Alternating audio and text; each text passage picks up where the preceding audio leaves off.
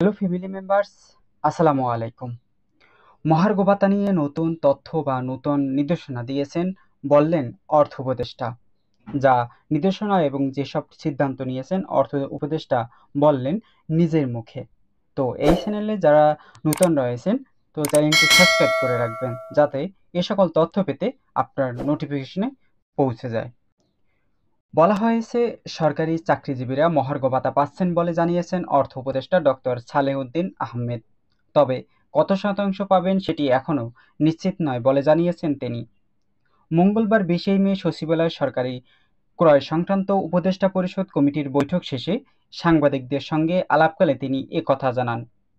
অর্থ উপদেষ্টা বলেন, নতুন অর্থবছরে মহার্ঘ ভাতা ঘোষণা হবে, তবে কিছুটা সময় লাগবে। তিনি বলেন, মহার্ঘ ভাতার বিষয়টি স্বয়ংক্রিয়ভাবে বিবেচনা করা হচ্ছে। হওয়ার সম্ভাবনা মোটামুটি। কখন থেকে দিতে পারবো, কত দিতে পারবো এটার জন্য কমিটিকে দায়িত্ব দিয়েছি।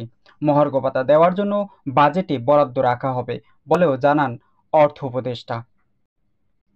সরকারি চাকরিজীবীদের মহার্ঘ ভাতা নিয়ে বছরের শুরুতে আলোচনা শুরু হলেও তা বন্ধ হয়ে যায়।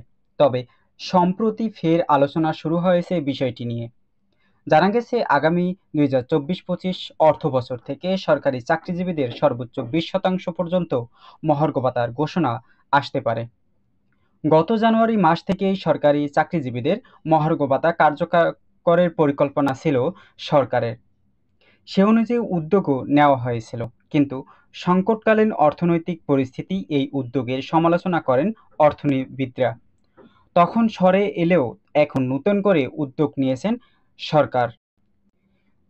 প্রাথমিক প্রস্তাব অনুযায়ী 1 থেকে 9 নম্বর গ্রেডের কর্মীদের জন্য 10% এবং বাকি সব গ্রেডের জন্য 20% হারে ভাতা চালুর কথা ভাবা হচ্ছে। এতে অতিরিক্ত খরচ হবে প্রায় 6,000 কোটি টাকা বলে ধারণা করা হয়েছে।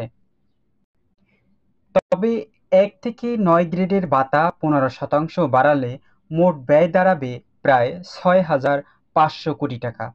চলতি বছরের অর্থবছরের মূল বাজেটে সরকারি কর্মকর্তা কর্মচারীদের বেতন ভাতা বাবদ বরাদ্দ ছিল 82,990 কোটি টাকা, যা মোট বাজেটের 10.41%।